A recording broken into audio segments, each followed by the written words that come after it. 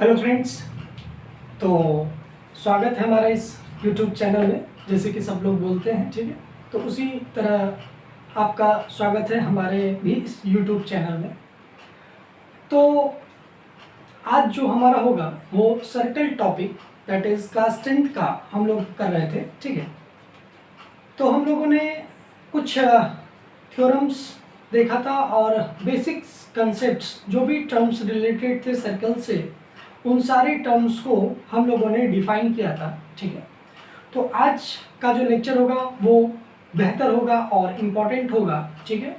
तो आप प्लीज़ इस वीडियो को मिस ना करें। अगर आप वीडियो देख रहे हैं तो ठीक है, पूरे वीडियो को देखिए। उसके बाद मैं आपको प्रॉमिस करता हूँ कि आपको हमारे इस लेक्चर से जो भी क्लास 10th के सर्कल्स टॉपिक हैं उनका सारा कंसेप्ट क्लियर हो जाएगा, ठीक है। तो अपना लेक्चर्स को शुरुआत करने से पहले आप जितने भी इंजीनियर्स बन रहे हैं या फिर बनने वाले हैं या फिर बन चुके हैं, उन सारे दोस्तों को आज इंजीनियर्स दिवस की बधाई, ठीक है। और एक इम्पॉर्टेंट बात यह है कि वैसे तो क्या है कि फिजिक्स, केमिस्ट्री और मैथमेटिक्स और बायोलॉजी की अगर हम बात करें तो जब क्लास 10th से बच्चा पास करता है तो एक्चुअली उन्हें बहुत सारे जो है वो स्ट्रीम्स के अपॉर्चुनिटीज़ मिलते हैं। वो फिजिक्स, केमिस्ट्री और मैथमेटिक्स, बायोलॉजी, यानी कि वो एक साइंस ग्रुप होता है। उसके फिर कॉमर्स है और उसके बाद फिर एक आर्ट्स है, ठीक है। तो साइंस में भी 2 पार्ट्स डिवाइडेड किया गया है, दैट इज़ एक मेडिकल डिवीज़न और दूसरा होता है हमारा that is IIT JEE division, okay.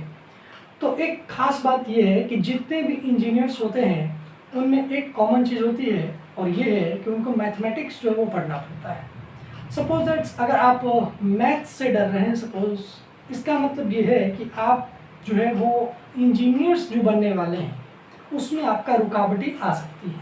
तो इसीलिए ये मैं आशा कर सकता हूँ कि आप मैथमेटिक्स से ना डरें। अगर कोई प्रॉब्लम्स है मैथमेटिक्स में तो आप हमारे साथ कमेंट बॉक्स में या फिर हमारे साथ कोई भी समस्या अगर है मैथमेटिक्स को लेकर के या फिर किसी भी IIT या JEE मेंस एडवांस एग्ज़ाम को लेकर के, ठीक है, ये क्या होता है इसका फुल डिटेल अगर जानना हो तो हमारे व्हाट्सएप नंबर पे आज इंजीनियर्स डे के अवसर पे आप लोगों को फिर से, वैसे तो हम जब अपना यूट्यूब चैनल स्टार्ट करा था उस टाइम बहुत ही टाइम में अपना जो व्हाट्सएप नंबर है वो आप लोगों को दिया था, लेकिन अगर फिर से अगर आप लोगों को ज़रूरत है तो ये this is my WhatsApp number.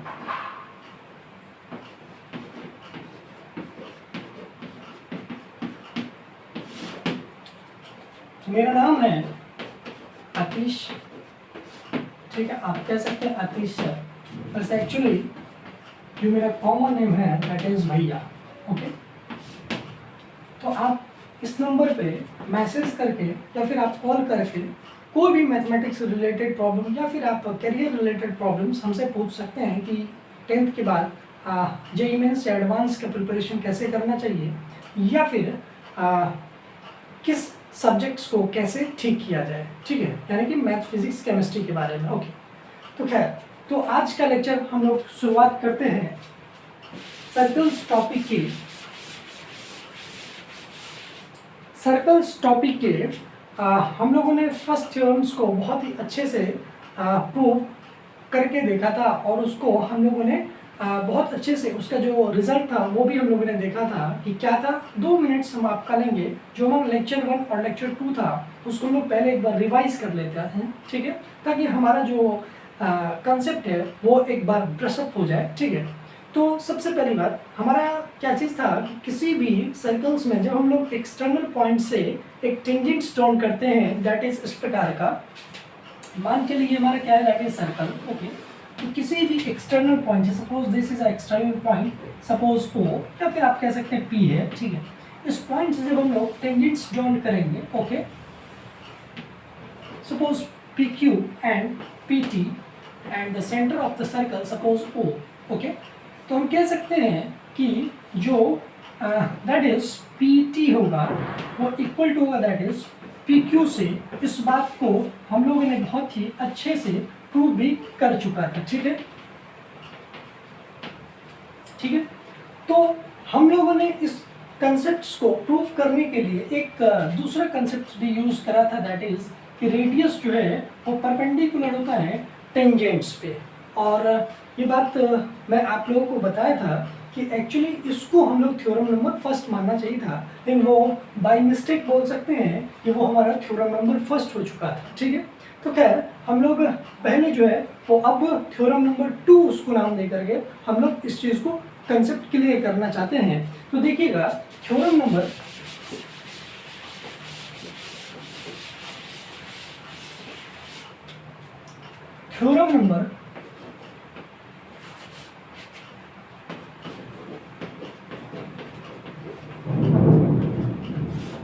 Theorem 2 क्या कहता है, इस बात को पहले देखने का कोशिश कीजिएगा, उसके बाद फिर समझने का कोशिश कीजिएगा, और उसके बाद फिर इसका जो स्टेटमेंट होगा उसको पढ़ने का कोशिश कीजिएगा। ठीक है, तो थ्योरम नंबर 2 कहता है कि किसी भी सर्कल्स में, ध्यान से, किसी भी जो सर्कल्स होता है, ठीक है, उसमें जो टेंजेंट्स होता है बेसिकली, ठीक है, तो अगर हम लोग रेडियस अगर ड्रॉन करें इस टेंजेंट्स पे, देखिएगा ध्यान से, सपोज पॉइंट ऑफ कांटेक्ट अगर हम लोग P कंसीडर करें, ठीक है, तो ये जो हमारा दैट इज रेडियस होगा, ठीक है, वो परपेंडिकुलर होगा, ये हमारा ये थ्योरम कहता है। यानी कि थ्योरम का स्टेटमेंट क्या होना चाहिए उस चीज़ को देखिएगा कि सिंपल भाषा में अगर हम लिखें तो लिख सकते हैं कि radius is perpendicular two point of contact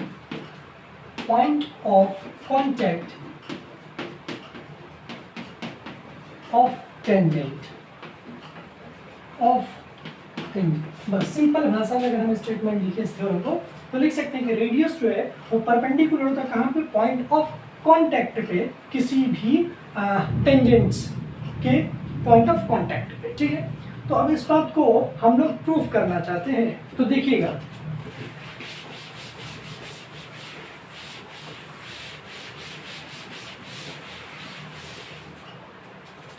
देखिए ये जो एक्चुअली थ्योरम नंबर 2 है, इस बात को प्रूफ हम लोग ऑरली भी कर सकते हैं, यानी कि हम आपसे बात में ही इस बात को प्रूफ करवा लेंगे कि radius is perpendicular to the tangent होता है।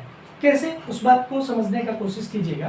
बेसिकली सपोज अगर मान चलिए आप अगर कोटा में रह रहे हैं, तो जो बच्चा कोटा में रह रहे होंगे या फिर कोई भी अगर हमारा एक्स स्टूडेंट भी अगर हमारे इस लेक्चर को देख रहे होंगे तो वो जानते होंगे, जो हमारे अभी बहुत सारे स्टूडेंट्स हैं हमारे जो कोटा में है, तो उनको पता होगा एक्चुअली कि सपोज मान के चलिए कि ये हमारा क्या है, तलवंडी सर्कल, ध्यान से। ठीक है, तो अगर तलवंडी सर्कल से, ठीक है, और अगर हम लोगों को सपोज कॉमर्स कॉलेज चौराहा अगर जाना है, ठीक है, और हम आपसे पूछें कि शॉर्टेस्ट डिस्टेंस क्या होगा, शॉर्टेस्ट डिस्टेंस कहने का मतलब ये है कि हम लोग कम टाइम में, ठीक है, कौन सा रास्ता ऐसा अपनाएं ताकि हम लोग कम टाइम में पहुंच जाए, that is the shortest distance. ठीक है, तो शॉर्टेस्ट डिस्टेंस जो बच्चा हमारे इस वीडियो को देख रहे होंगे वो समझ रहे होंगे कि शॉर्टेस्ट डिस्टेंस अगर हम लोग तलवंडी सर्कल चौराहा से अगर हम लोग कॉमर्स कॉलेज चौराहा जाना चाहते हैं, तो इसका मतलब ये है कि तलवंडी सर्कल से जो स्ट्रेट लाइन गया है, आप लोगों को पता होगा, दैट इज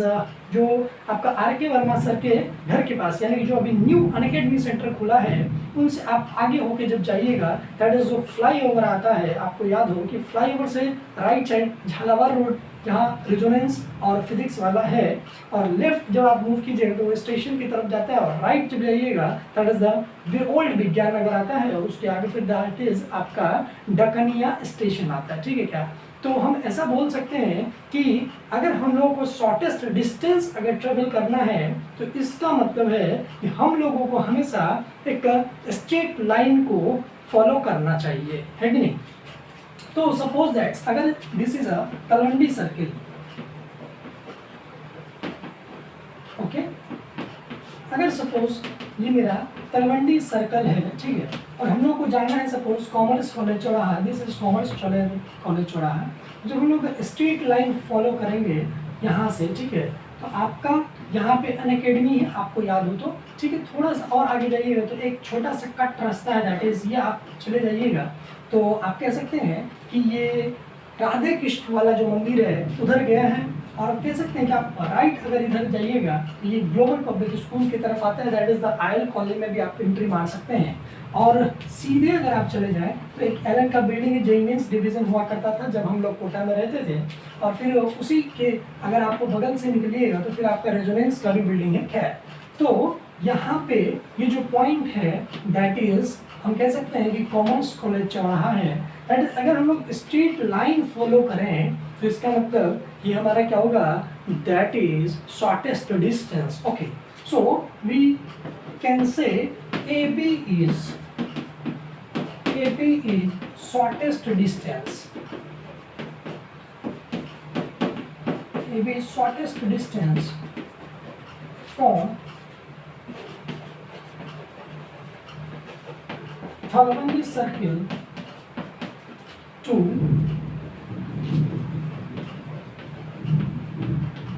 Commerce College चौराहा। या फिर अब अगर इस बात को हम लोग ऐसे अगर सोचे, देखिएगा कि सपोज, ध्यान से समझने का कोशिश कीजिएगा कि मान चलिए हमारा क्या दैट इज एक रास्ता है, मान चलिए, और इस रास्ते के इस पॉइंट पर अगर हम लोग को पहुंचना है तो क्या हम ऐसा कह सकते हैं कि अगर इस पॉइंट से अगर इस रास्ते पे जो परपेंडिकुलर ड्रॉन करेंगे वही हमारा क्या होगा, that is the shortest distance. ठीक है क्या?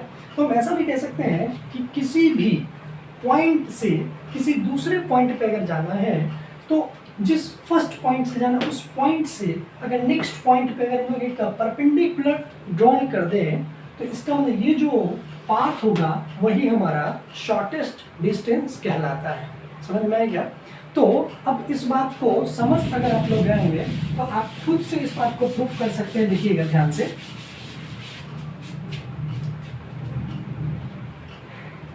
मान के चलते हैं ऐसा,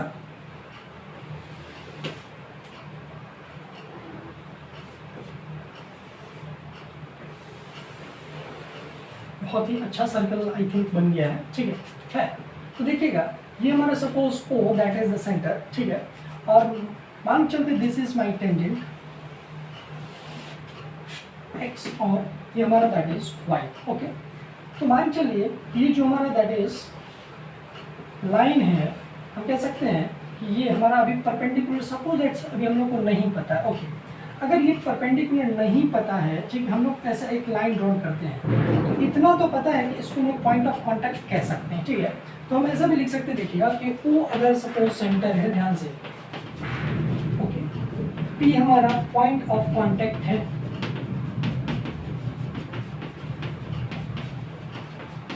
ठीक, और XY that is tangent. Okay, तो मान के चलते हैं सपोज कि एक पॉइंट हम कंसीडर करते हैं यहाँ पे। ठीक है, इस पॉइंट को हम सपोज Q कर देते हैं। ठीक है, आप कहीं पे भी ले सकते हैं, सपोज इस पॉइंट पे, इस पॉइंट पे, इस पॉइंट पे, कहीं पे भी लीजिए। ठीक है क्या? तो फिर आप इधर भी ले सकते हैं, कोई प्रॉब्लम नहीं है। ठीक है, तो अगर मान चलिए इस पॉइंट को अगर हम लोग ज्वाइन करें, देखिएगा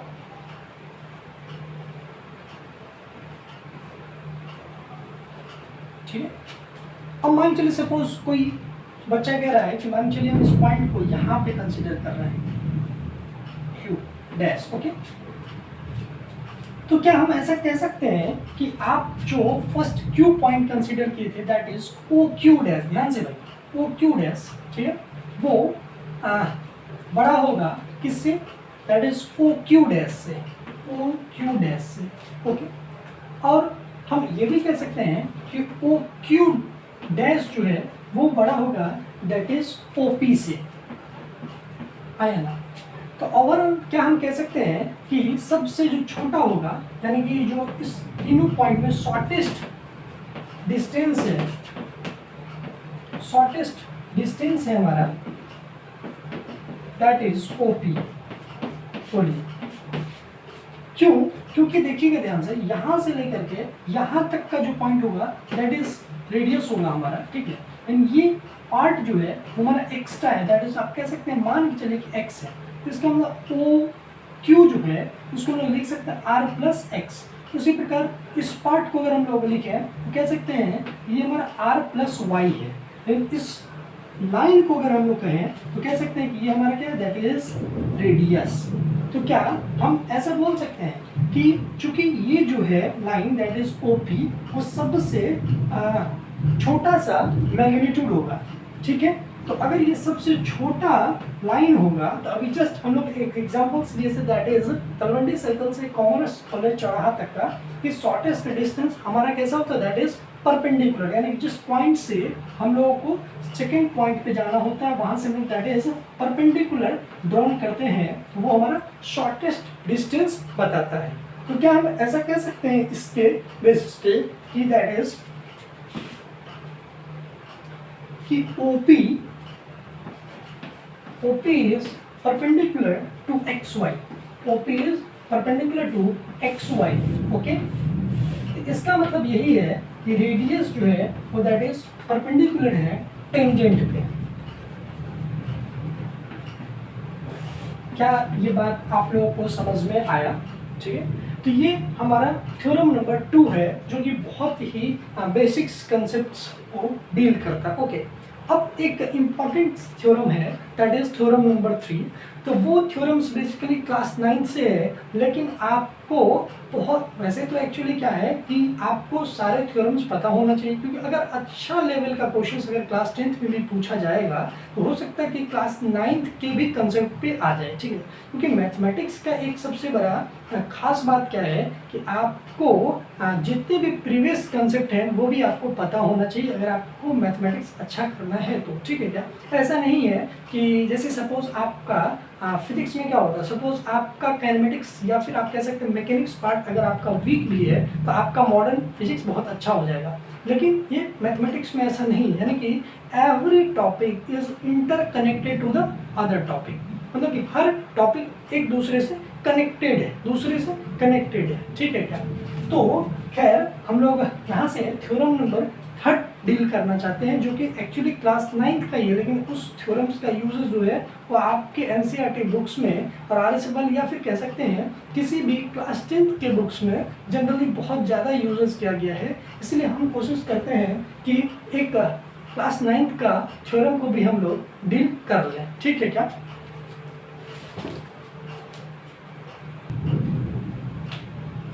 चलिए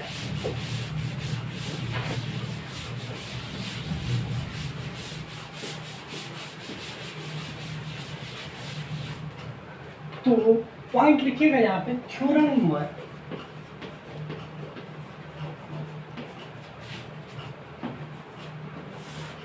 ठीक है, theorem number 3, okay. Now theorem number 3 क्या कहता है उस बात को थोड़ा सा समझने का कोशिश कीजिएगा, ठीक है। क्या तो थ्योरम नंबर 3 जो है वो कहता क्या है कि मान के चलिए सपोज कोई एक सर्किल है, ओके। क्या बात है, बहुत ही अच्छा सर्कल्स ड्रॉन हो रहा भाई, खैर चलिए। तो मान के चलिए कि ये हमारा क्या है, सेंटर है। तो सेंटर को हम लोग O से रिप्रेजेंट कर लें, ठीक है। और हम लोगों ने फर्स्ट लेक्चर में इस बात का चर्चा किया था कि ये जो AB है वो हमारा दैट इज कोड है, ओके। और मान के चलिए इस पर अगर हम लोग लाइन ड्रॉ करें, ठीक है, लाइन ड्रॉ करें सपोज, और इस लाइन को कनेक्टेड कर दे, देखिएगा ध्यान से,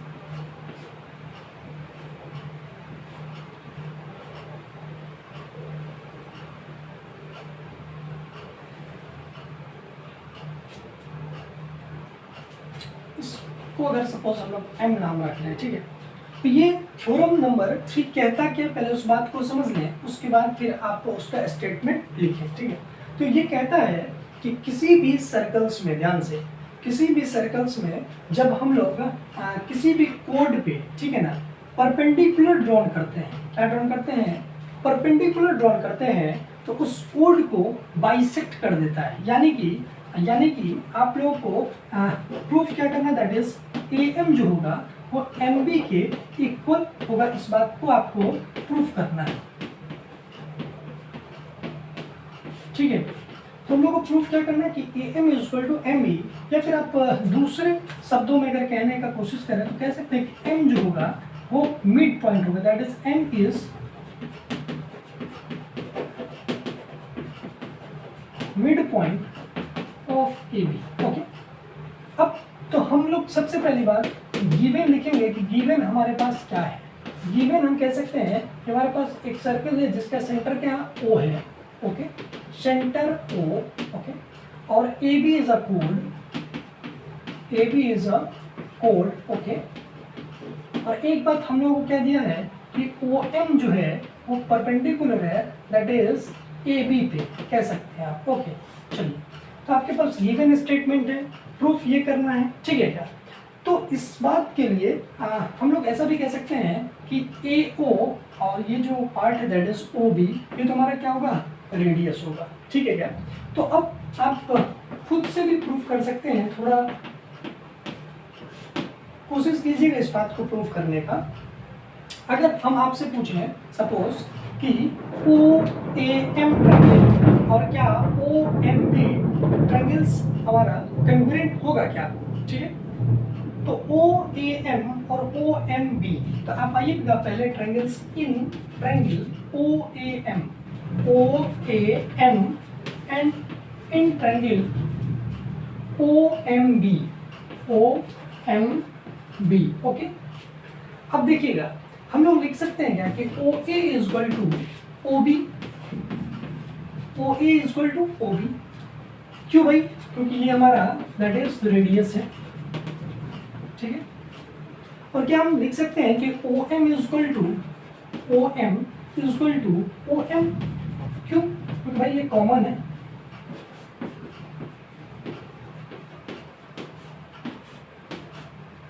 ठीक है।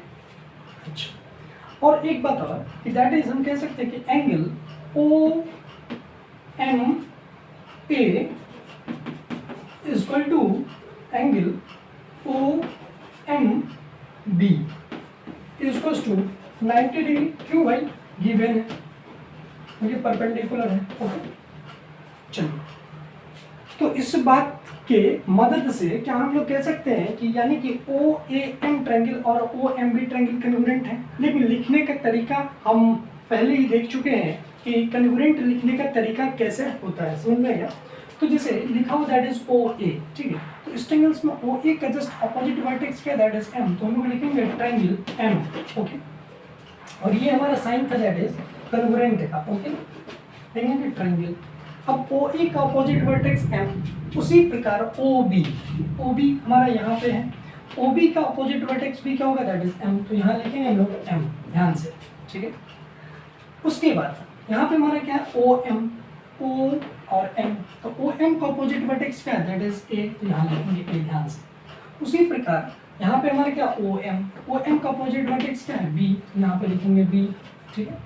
अब एम ए हो चुका है, तो हमारा बचा क्या है दैट इज ओ, तो लिख दे ओ। उसी प्रकार एम बी हो चुका है, तो बचा क्या है ओ, तो लिख देंगे ओ। अब देखिए इसमें ये 90 डिग्री, ठीक है, और ये रेडियस, ठीक है, तो आर मतलब राइट एंगल, हाइपोटेन्यूज दोनों में इक्वल, और एक साइड दैट इज कॉमन, ठीक है क्या। तो हम कह सकते हैं कि ट्रायंगल्स जो कन्ग्रुएंट हुआ है that is R H S से हुआ है, यानी एक एंगल 90 डिग्री, हाइपोटेन्यूज दोनों का इक्वल है, और एक साइड क्या है दैट इज इक्वल है, ठीक है क्या। तो अब हम लोग ऐसे भी कह सकते हैं कि एम ए जो होगा, देखिएगा एम ए, या फिर आप कह सकते हैं ए एम बोलिए या फिर आप एम ए बोलिए, एक ही बात है, ठीक है क्या। तो M A is equal to A M, ठीक है, दोनों एक बात है, वो इक्वल टू है दैट इज किसके, एम बी के। तो आप एम बी बोलिए चाहे आप बी एम बोलिए, दोनों क्या है एक ही बात है। तो यही चीज हम लोग को प्रूफ करना था। तो क्या हम लोग कह सकते हैं कि M A is to A M, या फिर आप ए एम बोलिए चाहे एम ए बोलिए, क्या, और A M is to M B होगा, या M is to B M आप कह सकते हैं। वो किस चीज से, that is C P C T से। CPCT का फुल फॉर्म हमारा क्या था, that is congruent part of congruent triangles are corresponding part of congruent triangles are equal, okay। तो हम कह सकते हैं कि ऐसे भी कह सकते हैं कि अगर एम ए इक्वल टू है एम बी का, यानी कि एम ए इक्वल टू है एम बी का, इसका मतलब ये पॉइंट क्या होगा दैट इज मिड पॉइंट, यानी हम कह सकते हैं so we can say M is midpoint of A B, okay, और हेंस कह सकते हैं रूट। ओके, चलिए, तो ये बहुत ही अच्छे तरीक़ा से हम लोगों ने थ्योरम नंबर 3 भी प्रूफ कर चुका है। तो एक बात देखिए, स्टेटमेंट की अगर बात करें तो स्टेटमेंट लिख सकते हैं आप यहाँ पे कि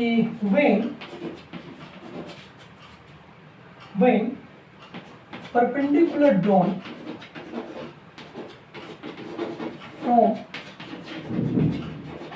center to the chord, it bisects the chord of the circle। यानी कि हम लोग अगर सेंटर से अगर परपेंडिकुलर लाइन ड्रॉन करें कोड पे, तो वो कोड को बाइसेक्ट कर देता है जो कोड उस सर्कल का है। ओके, तो बहुत ही आई थिंक बहुत अच्छा भी लग रहा है आई थिंक। हाँ, तो ये हम लोग का थ्योरम नंबर 3 जो है वो कंप्लीट हो चुका है। अब जो हमारा नेक्स्ट लेक्चर होगा उसमें हम लोग ओनली एंड ओनली प्रॉब्लम्स का प्रैक्टिस करेंगे। तो प्लीज़ आप पेशेंस बनाए रखें, धैर्य रखें और नेक्स्ट लेक्चर का इंतज़ार करें। ठीक है, धन्यवाद।